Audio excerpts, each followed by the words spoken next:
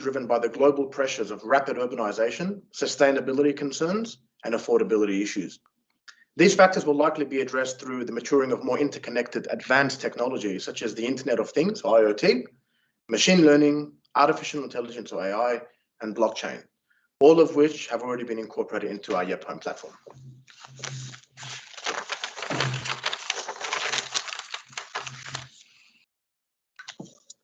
Now, Australia has one of the largest housing markets in the world, valued in 2022 to be well over 10 trillion Australian dollars. Within this market, the off-the-plan sector is valued at over 127 billion and has been steadily increasing year on year. This is made up of approximately almost 200,000 properties that are released to the market every single year. This last year has been an especially interesting one, as we have bounced back from what was a short recession and have added almost 20% onto the entire property market cap in the last 12 months alone. It has been the largest property value increase since records began, and has been fueled by historically low interest rates, a lack of available stock to the market, FOMO, and an influx of government money to relieve the pressures of COVID-19. We saw a rising shift in sentiment from the lows of mid-2020 up until now. However, we note that recently there's been a drop in market sentiment as the Federal Reserve raises the interest rates and chatter about a looming recession grows louder. There are a number of macroeconomic influences underway that are pushing the needle into bearish territory. However, just as many cycles before it, it is something we believe the industry will get through and will pave the way for every stakeholder along the property chain, from the developers who supply the stock to the end purchasers like you and me that purchase the stock, to adopt and to embrace technology to give us better efficiencies and options where we otherwise would have not.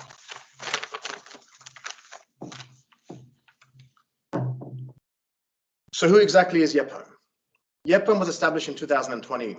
We are an innovative property supply chain solution platform designed to provide a diverse range of clients from commercial to retail, a one-stop service for all their residential property needs. Yephome has utilized decades of acquired industry expertise and continuously aims to simplify the process of purchasing and selling property with a centralized focus on three groups of clientele, being developers, real estate agencies, and property purchasers like you and me. Yephome provides a seamless integration of property sales and development through the adoption of cutting-edge digitization. We have incorporated future-proof technology as standard, with things like augmented reality and virtual reality built into our platform as a value-add service to developers wanting to showcase their products. The Yephome platform will modify what has already been, as Bennett touched on before, a very outdated and traditional sales model into an entirely integrated and seamless digital process that'll include all major stakeholders to the transaction of a normal sale, whom are the developers, agencies, and property purchasers. We have a core belief that there is a paradigm shift happening as we speak in the property industry, as it is one of the oldest industries in the country and the world, so unfortunately it is slow to adoption. However, with COVID-19 forcing people to work remotely and businesses starting to think outside the box due to the macroeconomic difficulties we all face, this has all led to an increased adoption trend towards utilizing technology at a much faster rate. Whilst this shift is happening, we're working on giving our clients the tools that they need to ensure an efficient process is always undertaken. For example, we have incorporated big data into our platform through the use of what's called a customer data profiling system, or CDP. We are one of the first companies in the world to utilize this cutting-edge technology in the property space and are working both with SoftBank International and RMIT on creating AI processes that meld the CDP platform and data and AI together for a better result to all clients, which I'm sure Andy will touch on as part of his presentation.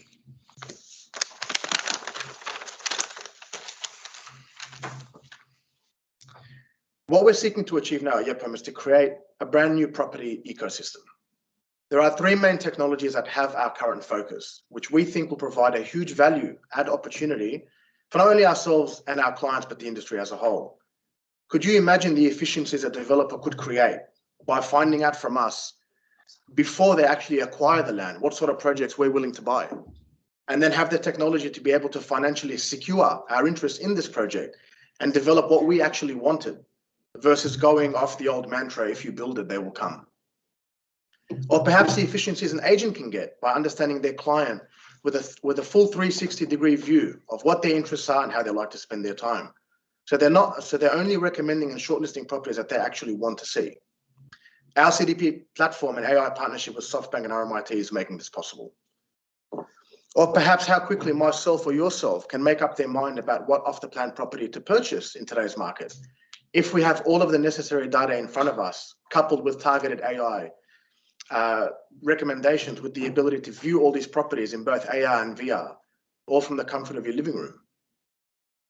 Perhaps could we as clients stay and use the platform if we get rewarded with tokens that can be exchanged for items of real world value or offset against the purchase of your new home, for say just recommending a friend to the website. Blockchain technology makes this possible.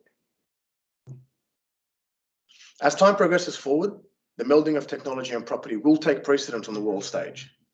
In the last 2-3 years alone, there's been more institutional and government investment in Proptech than in the last 10 years combined, which I believe, and I would say, is a testament to the waves that the Proptech industry has been making. This trend has been further expedited through the COVID-19 pandemic that has plagued the world since the beginning of 2020 and has served as a catalyst to the speedy adoption and digitization across the world today. Yephome will be on the front lines to bring this cutting-edge technology to the general audience. This is what we're all about, and we're excited to be on this journey with everybody. Thank you for your time. Hope you enjoyed.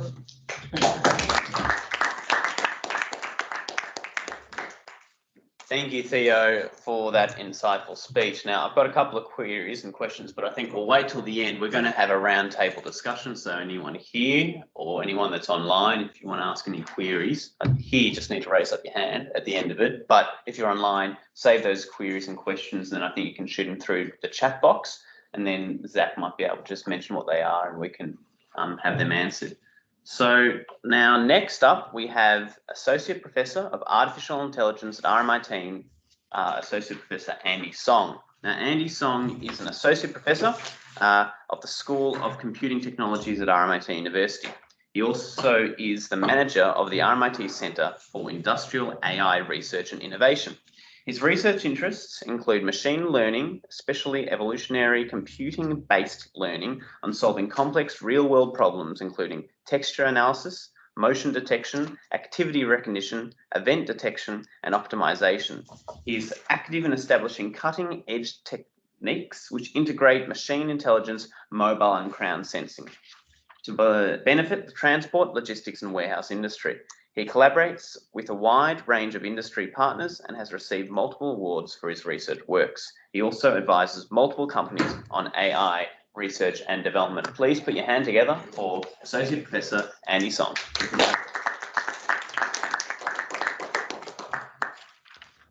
Thank you. So, excuse me that my voice is not in the best shape. Yes. So I will give a very brief talk about AI in Proptech. So that's it's not going to be comprehensive, but we'll give I think that's a good start. So you can see my slides, right? Yeah. Okay, so when I'll start with the presentation of the question on what is AI. So they usually when we give a talk, the first thing we need to do is try to clear up quite a lot of misunderstanding or misconcept of AI, which is created by Hollywood. So in some people will view AI as sophistication, kind of sophistication, and maybe a horror. Or maybe a kind of a seduction, but none of these actually are true. And from a technical point of view, AI is just a very simple. It's just a computational search. It's try to search a solution. You try to find a way or find the best option. Right. So if we can have a task that can be formulated in a search, then we can say AI can. Because AI can engage with the search technique and try to find the best solution. And when we have a problem, and then usually we will say this problem is solvable by AI if the goal of the task is well defined. And the problem can be represented in a sensible way for computation, and also all the evaluation of the solution is computable or can be measured numerically, or feasible. Then we can find if we meet the three top criteria, then we can say, yeah, we can usually we can find feasible search technique to solve the problem. So usually the first three are the most important. The last one, the search technique, usually we say the AI technique is actually not that important in comparison. So I'll give you some example of and in the context of Proptech, you can say, find me a house which my wife may like, right? So this is not really an AI solvable problem because the goal of the task is not well defined. So a person might because we don't know the person the preference, and the person's preference may change. So and also it may be quite difficult to represent this preference numerically. So unless you say I will put the preference from 0 to 10, and then I'll put if a person like a property, then I'll give a score at least 8 or above, right? If we have some mechanism to do that, then that's become computable, and otherwise it's not computable, right? But fortunately, in many of the real world tasks, that problem can be formulated in a way that's represented by numeric values. Therefore, we can actually find a representation, then we can find a search algorithm, then we can find a solution, right? So, and also AI is usually is very, very specific for a particular task. It's very difficult or almost impossible to say I have an AI machine and that's installed in my company, and then it can solve all the problem. And or if I have a problem, I'll just go to my AI machines installed in my company and ask the AI machine to solve it. It doesn't happen. At least it's very, very far from the reality, right? And in reality is we find a very small problem, and then formulate in an AI search task, and then solve it. So therefore, so for a company, we may have like 20 different AI programs working on different parts and working on different tasks. Right. So and of course, so if we have a company, then there's definitely there's lots of space that AI can be formulated to solve a particular problem to benefit the company. So for example, the AI can be used to improve productivity of the staff, to reduce the human resource cost. So for example, you may need without AI you may need 4 operators, and with AI you probably only need 2 or 1, right? So and also you can engage with new services or products, and even a business model enabled by AI. Without AI, it will be very tedious or very costly. So for example, like a large scale Q&A system, like customer service. So you to engage with the customer service, then you may have to hire a very large Q&A or a team, right? But with AI, you cannot completely replace human, but AI can largely replace human just by answering very simple questions.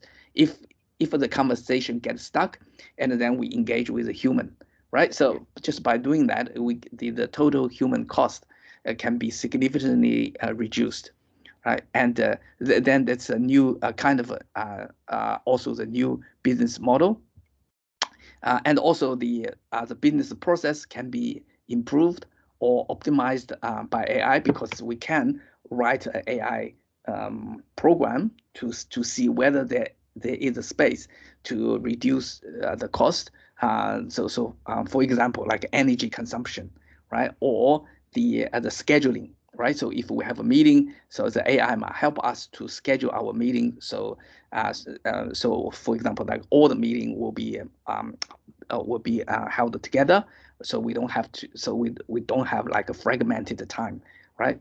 So and also we may have a new market and a new opportunity being introduced by AI. So for example, like in the Proptech, I will introduce a few of them, so that you in the before, like typical example like Siri, right? So before that we have no such thing, right? So now because of AI, Siri become a very very approachable and AI product we can accessible by everyone, and also you may have using AI to generate images, to generate 3D models can greatly so then there's unicorns and the startup, they actually just use AI to do that. So the AI empowered new startups or new companies.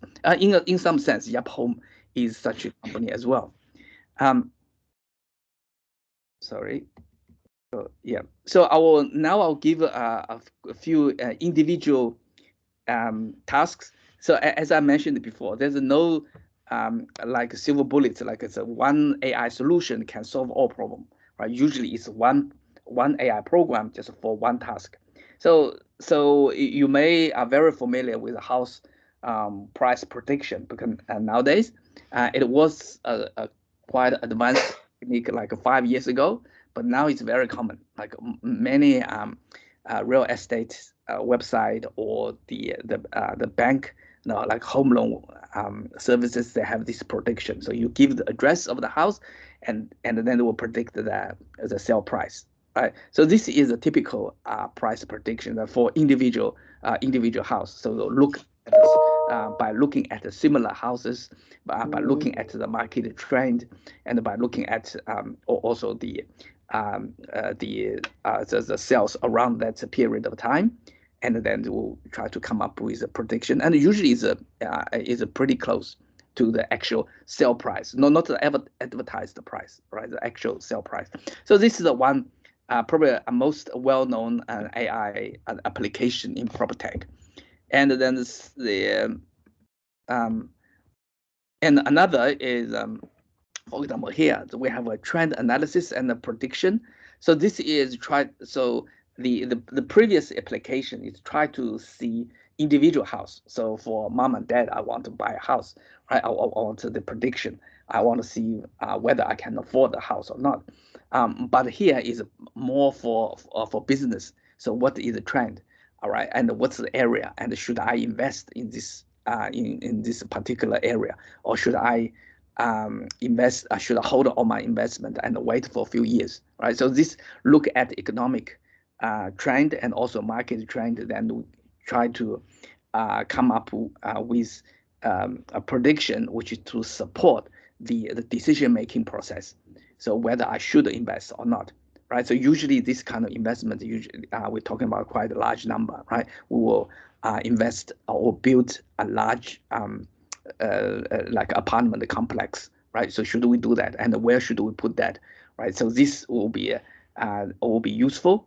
Use the trend analysis and the prediction. So that's that. So Theodore actually mentioned the prediction. Sorry. So Theodore mentioned the project that we are actually collaborating together. So Yephome, RMIT, and SoftBank. So this actually working on both the individual house price prediction and also trend analysis and the prediction. And also there's that analysis on bias, demographic features. So that is I think Yephome is also on the trajectory to incorporate this analysis. So we'll kind of see what kind of buyers that will be interesting in what kind of property, and what's the demographic features, right? And this will help us and help the property developers or to do the proper marketing, to market to the proper the audience, and so to reduce the chance of spamming people, right? So let's try to do the analysis, and also this will be used for actually not just for house property, the house market, but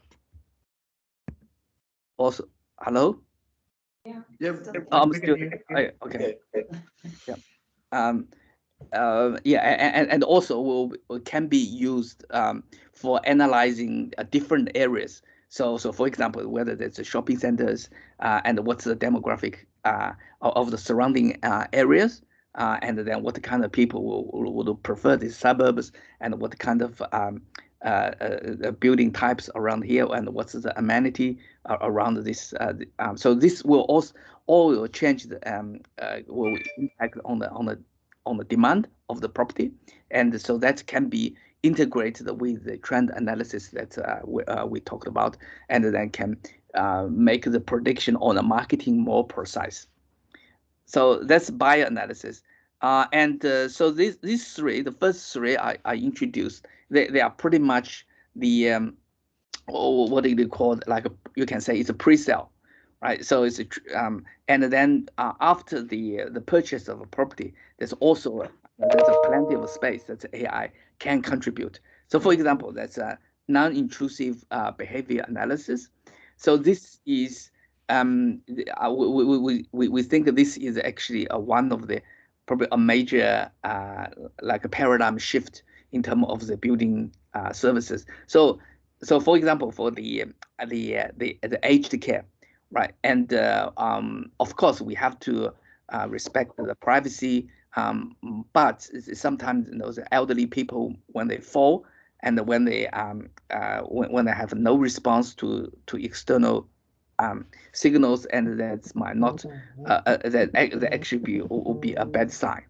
Right, so we wanted to know that. Fortunately, there are AI technique can do that.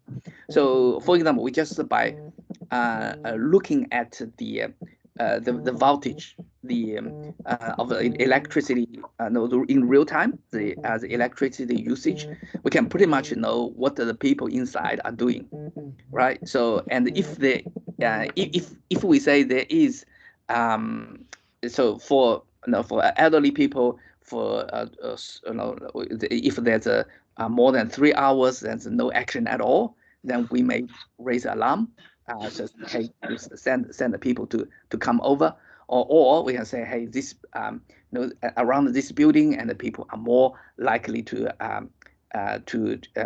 use TV, and more likely, and so they will use, and everyone will get a kettle to boil hot water in the morning, for example. This actually pretty it's actually pretty easy to get all this kind of this kind of analysis, and which is non-intrusive, right? So we don't have to stick our nose inside someone's house just by looking at the electricity, the voltage change. Then we can actually get this pattern. Now, actually, there's lots of things can be done there, right? So the example I said, just analyzing whether there's action or no action, it's just a very, very, very small example.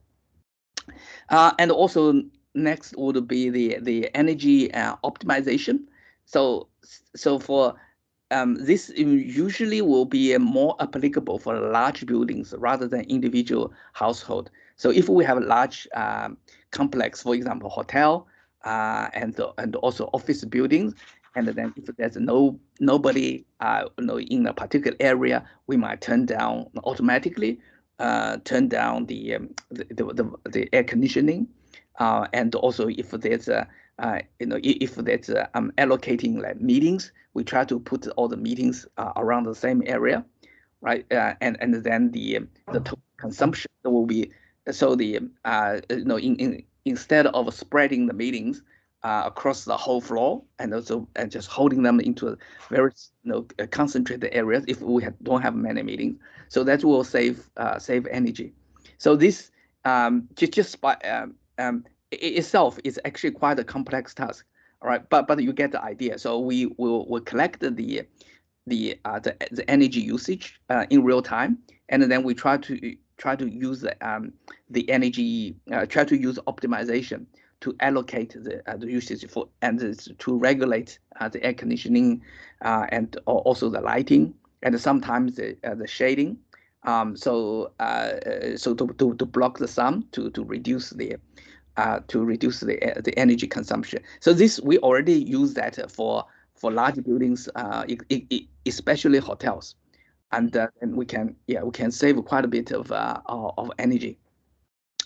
And also that's one you may have heard of is predictive maintenance. So for buildings, for especially like for commercial buildings and for large apartment complex.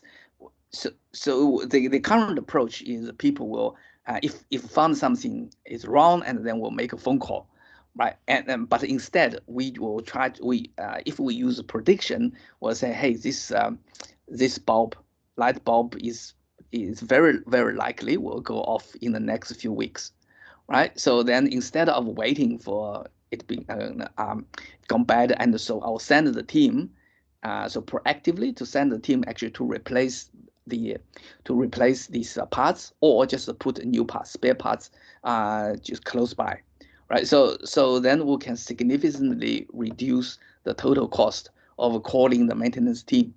So this predictive maintenance is not new in Proptech, but it's probably I shouldn't say not new in Proptech. It's itself is not very new. It has been used quite widely in other industry, but the concept is very, very similar in Proptech, right? So so we instead of, because for property usually they scatter around the city, so the maintenance team may have a hard time to go around all the buildings to do the maintenance if they're on call, right? But if we do predictive maintenance, we just send the team periodically, and then change the parts, right? And then we don't have to wait for people to the resident or the building user to call us. So that's a predictive maintenance, and also that's service and goods recommendation. So now we see actually building as a, if you think about that, the building is actually an interface between human and all other related services. So itself is an interface, right? So if we look at our laptop we have a screen, right? So the screen is an interface between human and the computer, right? But the building is also an interface, because we interact with the building, interact with the property. So what I'm trying to say is, so if you may need a certain kind of services, and then this if we have a smart system embedded in the building, and the building will recommend, say, hey, you probably need a garbage collector to come over, and or you may need you may be interested in this kind of furniture or you may interested in this painting to hang on the wall. So this kind of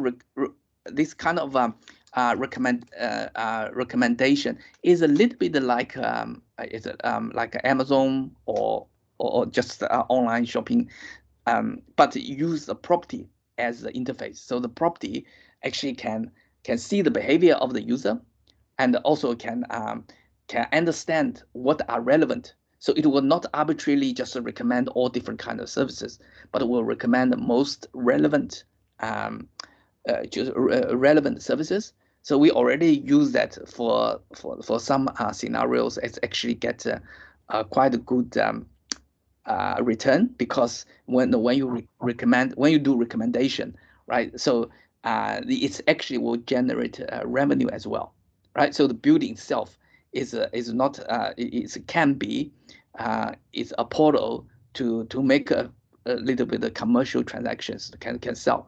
So this is also, so this recommendation itself is empowered by AI technique. So one particular AI technique called recommender. So the recommender can act behind the scene. So that's of course there's lots of other applications around, so on using AI. So for example, another advanced technique using AI is people use a generative GAN. So use AI to artificially generate a 3D environment. So you take You take a picture of environment, like 2D picture, and then it will give you it will automatically convert it into 3D, and then it will give you the 3D immersive experience. So you allowed you to navigate around the house. So that's one, and also it can actually generate furniture, generate different different parts and different, so you can see what your house might look like, right? So so you don't have to manually create a 3D model. You don't have to manually create use 3D design software, but it will artificially generate this for you, and it will look quite realistic. And also you can actually change the color of different parts, change the color of the sofa, which does not exist.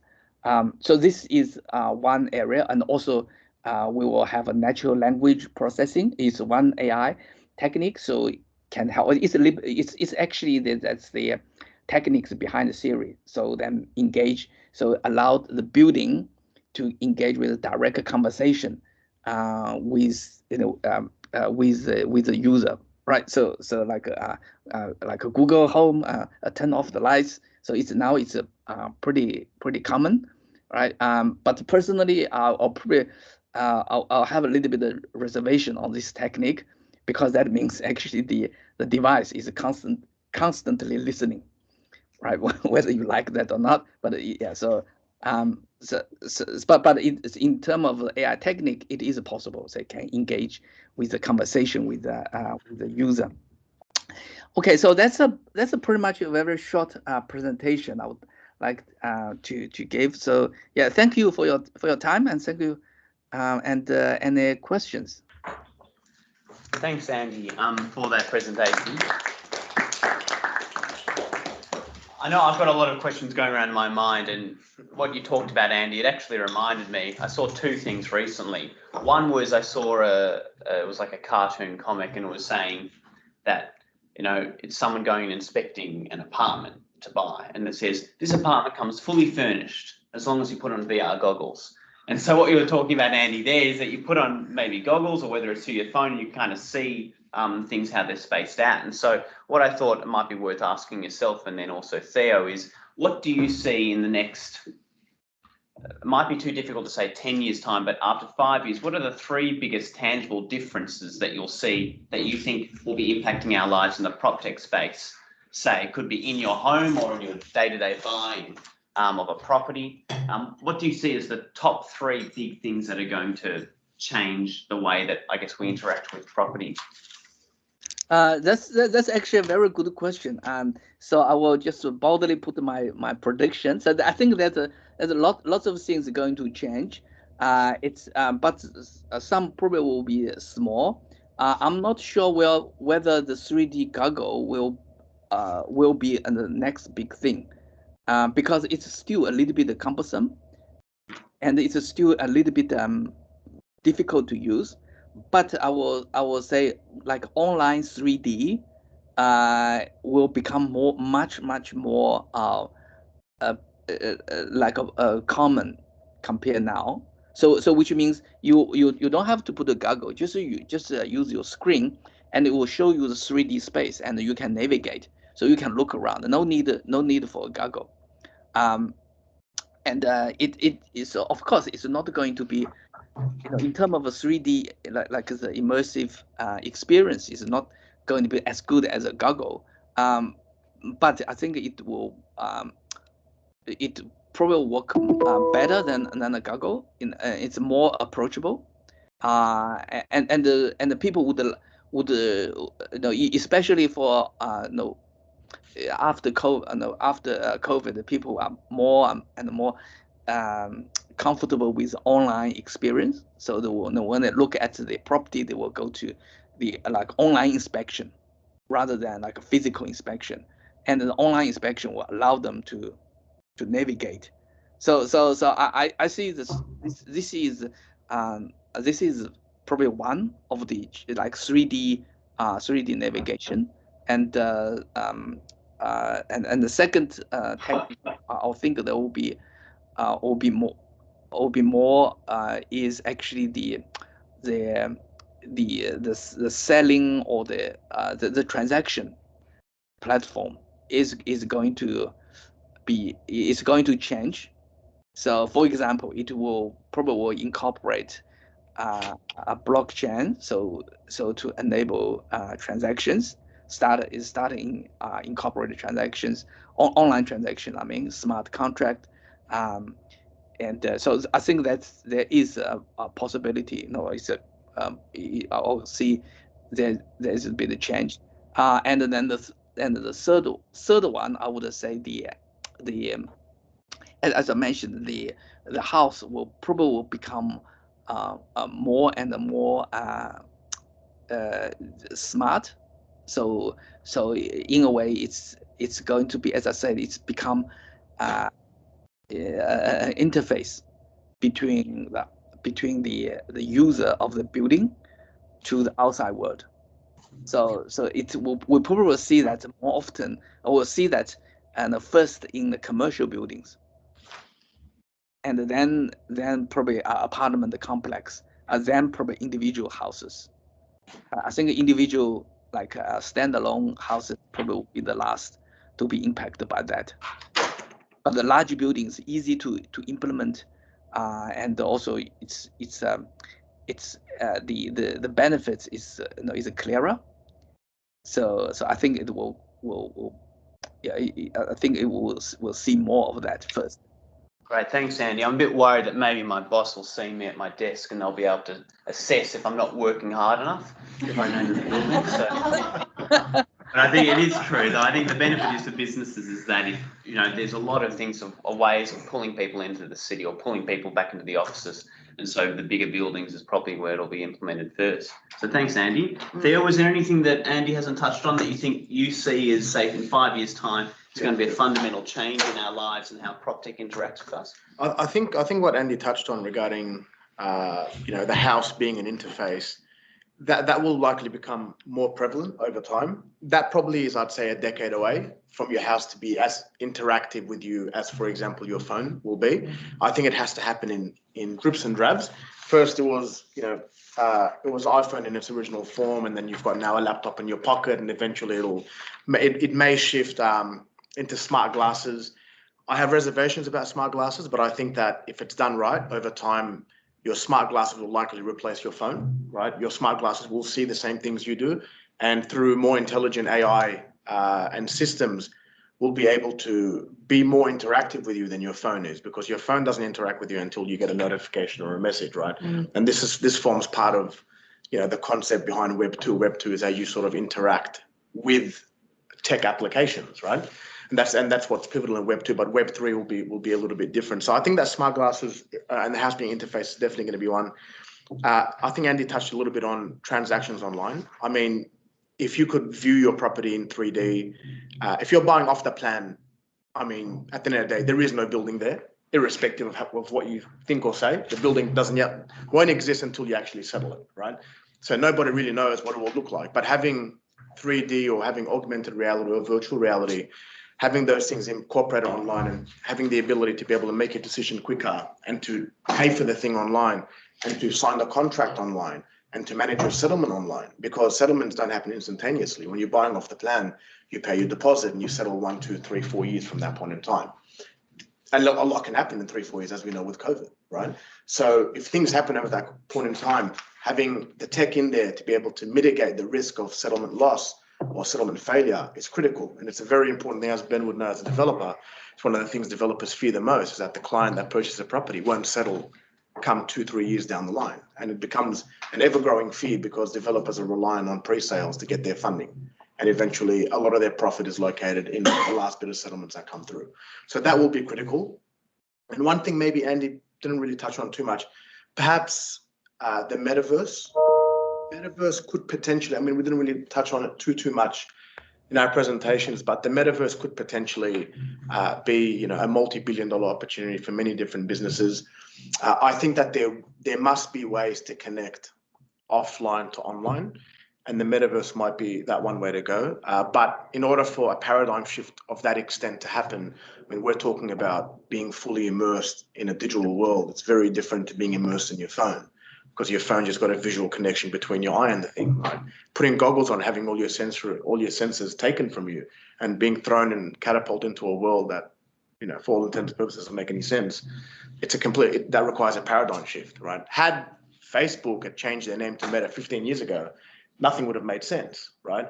Now that the concept of the metaverse is starting to take precedence, people understand it better and are a bit more open to the idea of being immersed in the metaverse. So I think that in the next 5 years, the concept of the metaverse, if they can amalgamate it into one, or they can all be interoperable and speak to each other to some extent, I think it'll be a driving factor, not just for, you know, the application of metaverse isn't just in gaming, right? It could also be in capital creation and capital storage. It can also be shopping and retail. I mean, you know, imagine your favorite store, Chanel or Burberry or whatever it might be. You go to the metaverse shop and you've got your own avatar, and you can put clothes on the avatar and get an idea of what you like and what you don't like. And then you get better offers there. And perhaps you walk out of the store and you see billboards of other places, and you just walk towards it and you're now in that store. It sounds like a more fun concept than going to Chatston for 6 hours all day, walking around getting tired, and then spending half of those 6 hours looking for parking, right? So the idea is quite attractive, but it has to be done right, and the people's mindset need to be accepting of it, which I don't think has happened yet, but perhaps in the next 5 to 10 years, I think probably could be a real possibility if it's done right. Thanks. I saw a really interesting video actually touching on that metaverse and reality and whether it's goggles or not. And it was someone that was in Shanghai, and they were walking around, and there was like, you know, you got digital signboards, but they're obviously it registers in the glass or whatever it is, and then you got like a thing and you can kind of choose various things. So it's like a game. So it'll be really interesting how that evolves. Is there any questions that anyone had both here in this room or online that'd like to ask our two experts today? I've got a question, but it's really not related to this. It's another aspect of property, and that is the incredible material shortages that we have at the moment, and the incredible price increases. And I'm just wondering, perhaps Andy, I maybe Theo too, just to touch on how you think this could help us with supply chains and look, maybe I'll kick this off, Andy, and then you can sort of chime in afterwards. But I mean, as a traditional developer, you know, I've developed property in traditional forms before sort of jumping into the Proptech space. As a developer, it's a juggling act, right? You need to make sure you can juggle the expectations of yourself and then your clients being the people that purchase the property from you. It becomes a very difficult thing to manage when, you know, contractors and subcontractors are changing their prices, from what I'm hearing, on an almost fortnightly basis, right? Contracts haven't yet been drafted that cover something as unique as this. I think there's been talks by Masters Builder Association of Australia and HIA on redrafting new contract, which hasn't happened in decades, to allow for these things to happen. Because when prices of materials go up, they don't come back down. That's it. It's the precedent, right? It's like your wages. Your wage goes up, doesn't go back down, stays up, and it keeps happening. It has to keep evolving. It's not like property prices that are cyclic, right? Property can go up, it can go down depending where you are in the cycle. With material and with services and trades, it's a different story, right?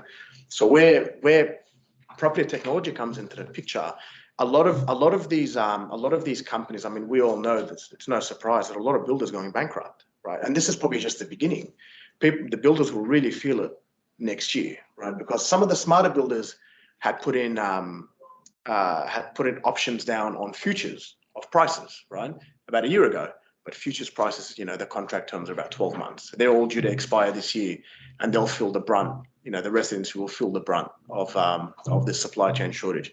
Where technology comes into the picture, you could create more efficiencies, right, along the chain by understanding what's happening in the supply side, or even what's happening on the demand side. Developers have been hit a lot on the supply side through builders, but, you know, luckily they've had the demand side stay strong to keep them afloat. When the interest rates keep going up, and, you know, people start talking about recessions, and people start thinking, hey, I think it's better I keep my money in the bank right now and look for a bargain. The demand side starts to wane, and you've got a real problem with developers, right? So it's a very challenging environment to be in. Doesn't matter whether you're in technology or in traditional property. It's probably the most challenging I'm sure any property professional would have been in the last 2-3 decades. So it's challenging stuff. Technology is a way to circumvent it to some extent. but somebody needs to create the platform, right, to be able to actually, give these efficiencies out to both builders and developers to make the chain all realistic. Yeah. I will probably just add, so I'm not an expert on the supply chain, but AI can definitely help to optimize the usage of the material to reduce the use, to reduce or improve the efficiency and the supply chain in order to reduce the waste occurred during the construction, and therefore maybe will take off some of the pressure.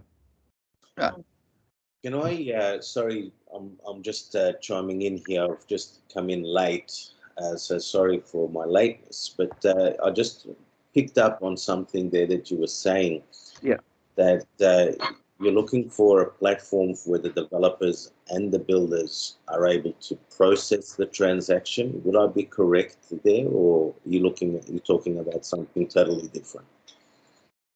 No, not necessarily to process transactions. More so, we're talking about the supply side. So, for example, a builder, being able to lock in prices about his materials in order to get his project done, for example, because we know, I think timber, steel, and concrete collectively have probably gone up by 20-30% in the last 8-9 months alone, and it's a difficult thing to manage when the structure of most of your projects fundamentally are these three materials. So having to manage the supply side issues is one problem, but then also trades, right? The issue with trade is that they're changing their prices frequently as well, and locking in trade has become difficult because people are staying at home if they're unwell, and people are using it as an opportunity to stay home, for example. So it's a difficult juggling act to do.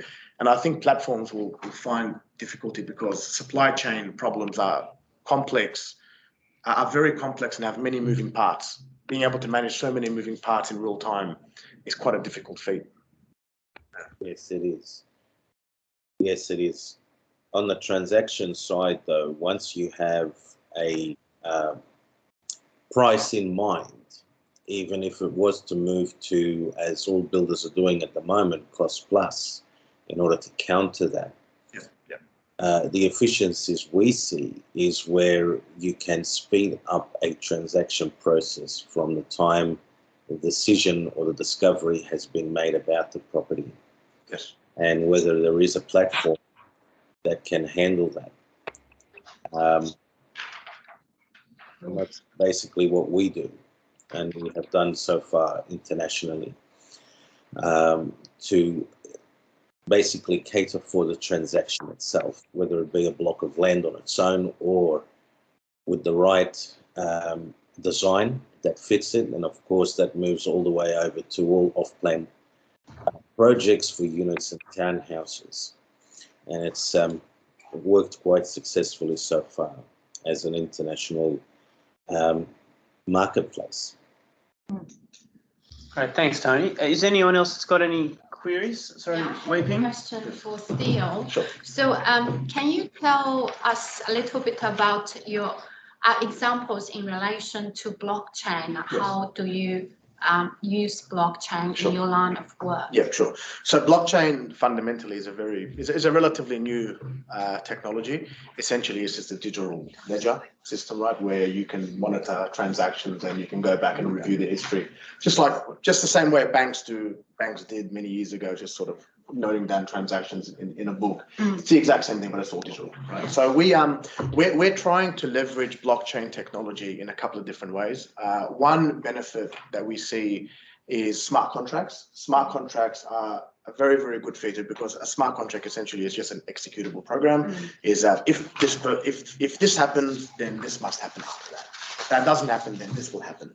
And it just follows a pathway until a program is executed, right? That is great for creating autonomous engines. And we're trying to see how we can incorporate smart contracts into our platform. One way that we're envisioning is creating a multi-listing system. So in America, agents work very differently to how they do in Australia. There are a lot of referrals, right? That sort of a trickle between two different people. And then when you're doing a transaction, for every transaction, there are two agents. There's a buyer's agent and then there's a seller's agent. It's not like here there's just one agent. The agent sells a property, he gets all the commission. In America, every property is you have both a buyer's agent and a seller's agent that has to represent the one person, right? So in a multi-listing system like that, especially when you're sharing commissions and having referrals, a big problem exists. A big pain point for agencies is, will this person pay me what I think he's going to pay me? Do I have the contractual obligations to pay him what I think he's meant to be paying? Incorporating a smart contract, you write in there once you've agreed, he will get this, he will and she will get that, assuming that this transaction is triggered. Once it's triggered, it's automated and there's no disputes, there's no concerns. Where there's no disputes and concerns, you have efficiency, right? So one thing we're trying to incorporate smart contracts. The other thing is through rewards. Blockchain has the power to be able to reward people because you can create tokens the same way governments can create money, right? When you create tokens, assuming that there's a way to attach a value to that token, this can be awarded to people. I mean, no different really than Qantas rewards points, right? Qantas rewards points is a similar system. You use Qantas rewards points to get points and you can exchange it for something of a real world value, being a plane ticket, objects, whatever it might be, materials, etc. So having a reward system incorporated in real estate can fundamentally change the way people interact with the platform. Realestate.com and domain are just a traditional, it's just a digital newspaper, essentially. You put your listing online. Once it's online, they tell you the details for the person, you contact this person, that's it. They charge an advertising fee, and that's it. And that model hasn't changed in 2 decades, right? It's great for what it is, right? But it's tailored towards vendors that are selling second-hand homes or established housing. It doesn't work very well for off-the-plan property, right? So you need a more interactive platform to deal with a more unique product like off-the-plan property. So we're trying to create a reward system that rewards people for bringing others onto the platform that can actually achieve what they want to achieve. So for example, I'm sure every single person in this room knows at least one person looking for something related to property, either looking to buy property, sell property, rent property, etc. If you can leverage off everybody's network, which blockchain is fantastic at doing, you can create, for example, a DAO, and you can put people together and you can leverage off their networks to see whether they can bring more people to the party, and they get rewarded with the token. And then that token essentially will be attached to something of value, and it can be offset, for example, against the property they're looking for or a friend's property, or they can build it up and spend it on something, whatever it might be, right? So that's the other great thing that blockchain is doing for the industry that we're sort of looking at. One other thing that we're keeping our eye on is the fractionalization of property, tokenization. So tokenization is the process of turning a property from one asset into many smaller blocks, many smaller assets, right? Kind of a little bit similar to what BrickX and Bricklet do. If you can fractionalize real estate down into smaller chunks, you open it up to the retail market, right? So you don't need $100,000 to buy a property. You can just, for $1,000, $2,000, you can buy a fraction of a property that has a title attached to it. That's your title through, for example, an NFT, because an NFT is a digital receipt. So through that you can own an asset in small increments, and that opens up the possibility for vendors to break down their property into smaller amounts.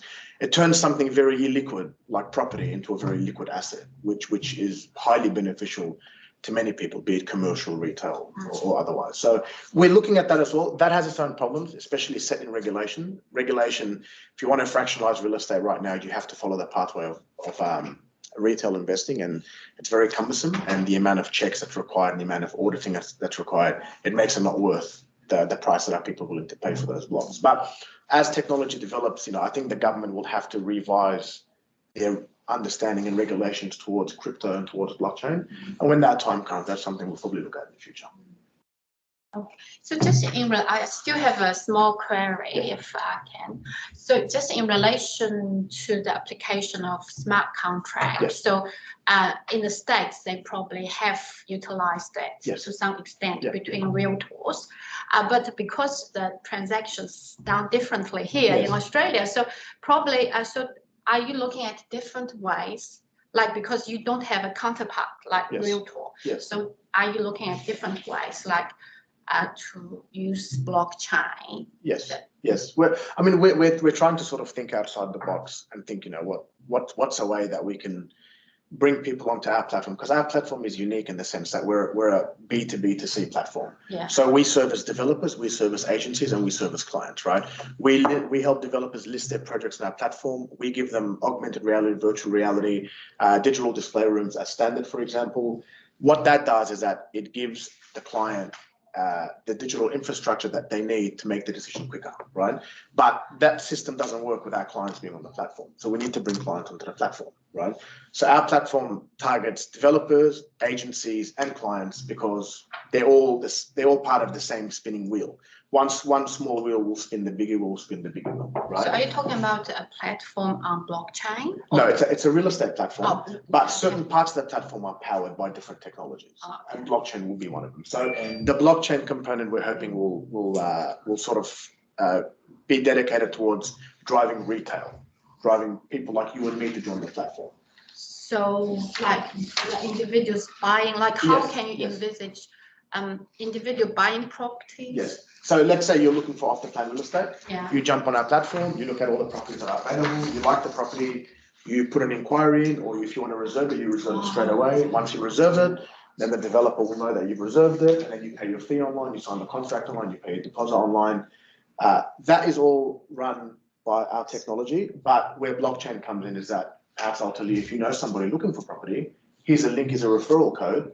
You get somebody to jump in via that referral code, they'll maybe sign up online. And if they do sign up and do something that we want through the interaction by blockchain, you get a reward token. So I'm just thinking about it's a sales stage. Yes. So between a seller, Yes. as in you, and a buyer, so you can use a small contract to regulate how the transaction goes. Potentially. But yeah. it's just potential. It's nothing. Nothing yet, because in order to establish smart contracts, you need to first create a lot more than just a smart contract function. Yeah. You need to first be able to designate titles to be able to have the software to run. Yeah.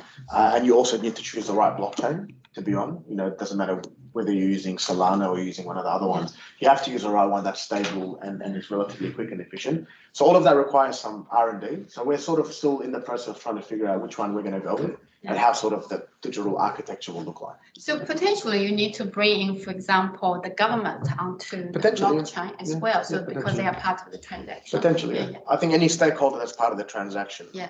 You know, be it the government, be it PEXA, be it, you know, it could be lawyers, conveyancers, architects, anybody can really join. Yeah. It's a matter of just how we design that architecture to allow these people to sort of plug themselves into our platform. Thanks, Yephome. I'll just keep the ball rolling. July, did you have a question? Yeah, I got a question because I happen to know Tony from Sailfish. He did a presentation for us. I'm from RMIT Property. My name is Eli, and we are a developer. And I just checked your app, Yephome. Yes. I checked the Foursquare and Boxhill. Yes. Our project comes on the first page. Yes. I'm very surprised. So thank you very much for platform. Now, interestingly, we advertise on REA and Domain, right? Yes. We pay them and release our project profiles. Yes. Now, if I want to, and I understand the transaction discussions because Sailfish, they can purchase apartments and off-the-plan properties online. Yes. They can generate contracts instantly. Yes. And pay deposits. Yes. And follow through the transactions. Yes. And so this efficiency, productivities. Of course. A buyer can just purchase a property online. Yes. Very easy, right? So are you offering similar technology to your platform? Yeah, to an extent. I mean, like I said, there's a lot of moving gears. That forms one part. Right. Of the system. As Tony sort of mentioned before as well, like you need to be able to make the process efficient for the buyer. What makes the process efficient for the buyer, right? It could be data that they didn't have. Perhaps they don't know how to value off-the-plan real estate. How you value off-the-plan real estate is very different to how you value traditional real estate, right? So, because the thing doesn't exist yet. There's no precedent. Right? What we're trying to understand here is the difference between you and REA and Domain. Because they provide maybe just a listing. Yes.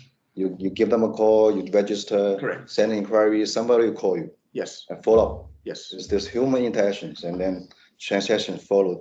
Correct. After that. Yes. But your platform provides the customer additional data on the property. Yes. That's one. Yep. And we also give them AI online transactions. Yeah, we allow transactions online, correct. You can pay deposits and secure the property. Correct. Online. Yes. Great. I think that's very good development from these traditional technologies. Yeah, definitely. We're still relying on traditional platforms, not on blockchain, right? Still far away from. Look, blockchain is the most recent thing that we're trying to incorporate. I mean, like I said, the problem with blockchain is that there are some regulatory hoops you need to jump through, and you need to be careful about how you use them, because when there's no regulation to guide you, you run the risk that the government will say this is not right, or this is not the way it's meant to be. Or when they do bring out regulations, which they haven't done yet, which I think they've created a task force to do, but they still haven't done yet. They probably won't for the next year or two. When they do bring out regulation, you run the risk of creating something and then realizing, hey, this doesn't actually fit within the regulatory framework, and then have to go back to the drawing board. So there's a bit of a risk. So we're trying to incorporate things that we know carry a little risk, right? But that sort of forms the end part of our strategy. Our main focus in the short term is to bring developers onto our platform, get the projects on our platform, and then drive the retail side and to give agents opportunities to be able to sell via our platform. That's sort of that's the Web 2 part of our platform, right? The Web 3 part of our platform, which blockchain fits into, we're sort of still developing. We're trying to work out what's the best way to get across it. I might throw the question back to you, July. As a developer, I know RNF's one of the biggest developers in the world too. What are you facing any problems that you think that, or what are the biggest problems that you're facing at the moment? Yeah, coming back to the supply chain question, that the building cost and the material costs keep just increasing over the last few months. We face the same problem. For example, we have a subdivision project in Queensland. We try to get a subcontractor on board to the tunnel boring. Okay, we need to build a trunk sewer, but we couldn't find those contractors. They're just too busy. Yeah. Okay, we sent out a tender invitation. They come back saying we can't do it, and then we just stuck there. So a lot of, I think the building industry, the construction, the real estate, facing a hard time at the moment. We have a very high demand for housing, but at the same time we have high interest rate and shortage of labor and materials. We got this price increase that actually decrease our profit significantly, and we face uncertainties. And and I think Victoria is holding the 2026 Commonwealth Games, right? So we need to again build infrastructure, stadiums, we build housings, good hotels, accommodations. Yes, we've got a good market here. However, we have shortage of this labor and materials. We need to somehow deal with it and get things moving again. So yeah. I must catch you later. I may know someone for the tunnel boring. So. Sadly, maybe you can introduce Victoria's team to Queensland. Solve the problems and utilize the big market resources. You know, I have two more comments regarding these AI technologies revolutionizing this industry. If some platform can, for example, if you want to buy a property anywhere, apartment or townhouses or house, you click there, you type in the address, it gives you a good report. We have that, like RP data, of course, like this paid service. Yes. If somebody can provide preliminary report, you know, people can see, yeah, you can go to this school and you have these facilities to help the buyer choose their home will be very useful. Yeah. And also the VR thing, off the plan project, right? Yes. You click there and you can actually see the views, because this technology now they put up the drones, right? It's an empty land, but they put up the drones. Yes, yes. You go into that apartment, you see the interiors. It's all in VR. Yes, yes. And in addition, you can see the views. Yeah. That technology insists, but it is new. It is costly. But I think Tony has different technologies to cover that. I think so. There's for off the plan projects, right? Off the plan projects, you need to attract people to see. You're selling them a vision. You're selling them a good picture. Yeah. So those kind of technology, without wearing this goggle, you can see it, and you'll be very competitive, very attractive. I'm glad you mentioned that, Z, because I did show that to you in our last meeting. Yes, you did. Very impressive. Because we believe that is all part of the discovery, especially in the off-the-plan space. You need to know what this apartment or townhouse or house and land will look like. And especially in an apartment, you want to see the view. But not only that, you want to know what the color schemes are going to look like, so you can toggle between them. Yeah. And you need to be able to do that on your phone. And I remember, Z, you were quite impressed with that when we showed that to you. Then you can move forward from there where there's a direct connection to the transaction and instantly see your contract for sale, ID yourself, and then sign away, pay your deposit, and it gets sent through. So the whole process can take 5 minutes from the time a decision has been made to purchase. And it's that decision where you can have your VR or your augmented reality and all those technologies in order to be able to make that conscious decision that this is the right one for me. And now if you can have the right description or report of some sort that is attached to that, that further just enhances that possibility. But it's after that possibility that you have the platform that's able to transact. And that's what we're all about. Thanks, Tony. Is there any other queries? I recently had a meeting with the property developer, and I'm really passionate about technology, and I talk about how technology revolutionizes the industry, can really increase efficiency in everything. He looked at me like really hard. I'm like, why? Why do you think it's really hard? He said, there's this emotional attachment. That's element technology will never change. Like vendors sell the property, they spend a lot of effort, time to really build the property. It's kind of like emotional attachment over there. And buyer, when they want to buy the property for their first home, for the children near school and this and that, he said, with this, technology will never change that. I'm really support, blockchain, smart contract, and this and that. But when he mentioned about emotional attachment, I'm like, that's good comment. This is really important element. How technology really changed that. You build another AI to be your customer service. I think the professor mentioned that. Yes. Right? You answer a phone, AI behind that very good voice. Yes. Answer your questions, initial interactions. And then when you have difficult questions, a human comes out. The other thing too is I think the people who really, really want to use AI would use that, use the technology. It's a bit like Kindle and real books. You'll have people who are dedicated to actually having the look and the feel of a real book. But then if people want information and they want it quickly, then they will use the technology. I would suggest. Given the options. You may have have both. You may have both streams. Yeah. And with good AI, you don't need to wait. If you call customer service now, most then you have to be there for a few minutes and just wasting your time. But if you're AI, then somebody can instantly answer your questions. I think there is another room to grow in the industry. Yeah, I think also these AI smart bots are getting much smarter. Yeah. So when you interact with them, it's no different really to interacting with a person. I had someone run a little exercise with me and talking back to it, and I didn't even know it was AI until he told me afterwards, saying that wasn't a real person. You couldn't tell them. I spent 15 minutes talking to a computer. Very polite. No. I did not pick up on it at all.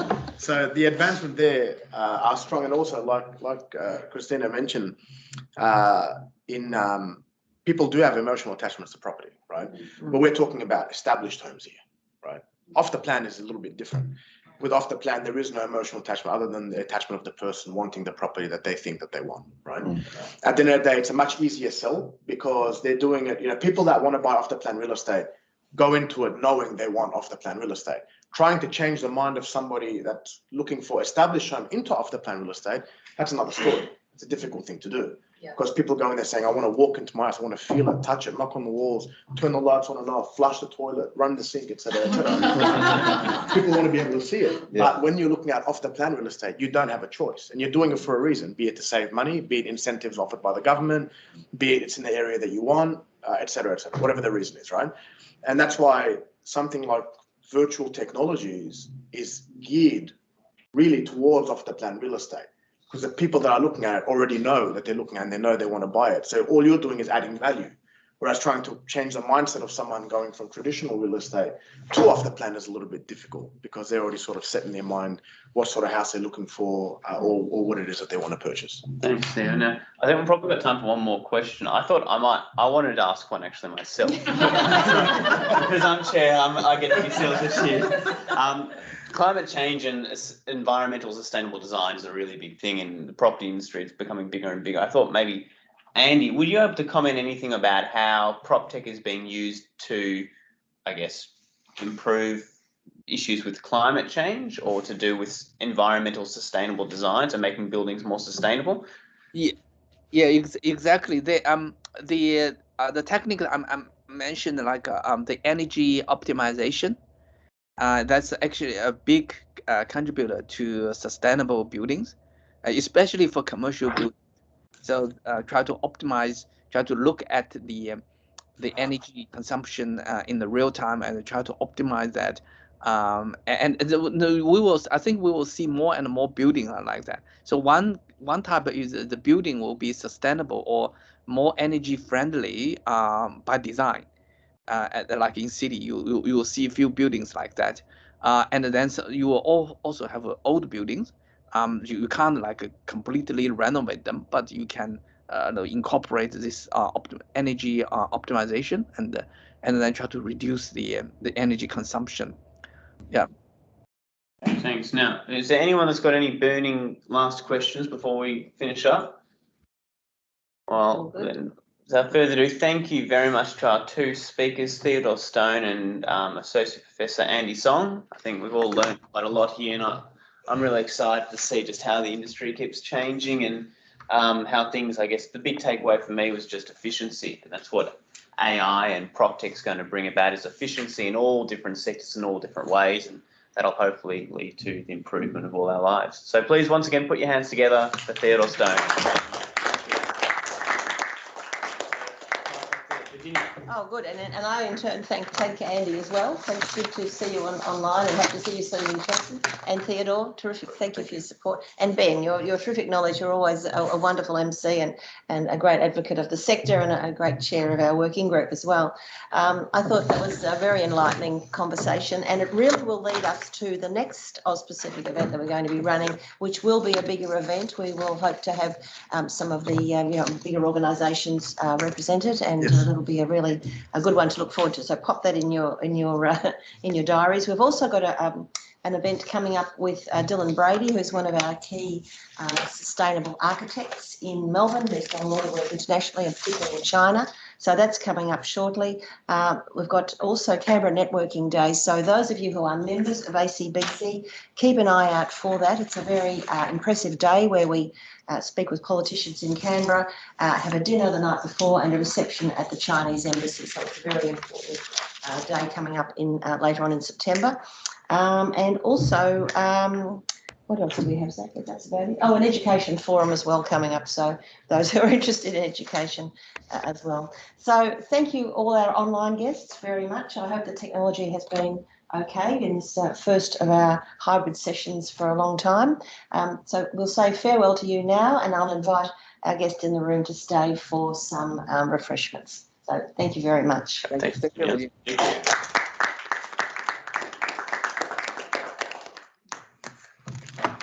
Good, thank you. Well, pleasure, man. Sailfish, Sorry. sailfish telling